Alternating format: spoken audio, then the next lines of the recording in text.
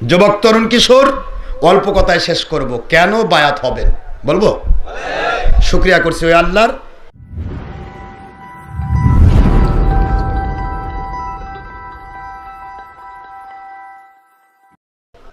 কষ্ট হয় বাবা? মন খারাপ হচ্ছে? জিকির ছাড়া ইবাদত, জিকির ছাড়া ইবাদত কেমন বলবো? লবণ ছাড়া তরকারি। কথা বলেন দেখেন, তরকারি যতই মজার হোক, খালি লবণটা বাদ দেবেন, মজা হয়ে যাবে না? লবণ ছাড়া তরকারি যেমন, জিকির ছাড়া ইবাদত তেমন। ফাসালু আহলা যিকরি ইন কুনতুম লা তা'লামুন। না বুঝলে জিকির যারা জান, জিকিরওয়ালা আল্লাহওয়ালা যারা, এলেম আছে, জিকির আছে, আল্লাহকে মানার মতো মানে, এমন আল্লাহর কাছে জিজ্ঞাসা করো, তারা তোমাকে আল্লাহওয়ালা বলবে।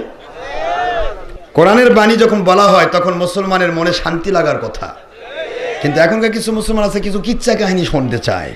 কিচ্ছা না বললে মন শান্তি হয় না, যতই ভালো ওয়াজ করে হুজুর কিছু বললো না আজকে। কোরআন যতই বলেন, এখনো পর্যন্ত আমি কোরআনের আয়াত ছাড়া কিছু বলেছি? হাদিস ছাড়া কিছু বলেছি? এখন পর্যন্ত যদি আমি একটার পর একটা কোরআনের হাদিস গোটা রাত বলে যাই, তবে এক শ্রেণী কালকে গিয়ে বলবে বক্তাটা ভালো ছিল না, মানে ভালো কিন্তু ওয়াজ করা পারলো না। আর যদি কোরআন হাদিস না বলেন, পাইকারি যে কিচ্ছা কাহিনী কন, কবে হাই রে বক্তা একটা। কথা বলেন না কেন?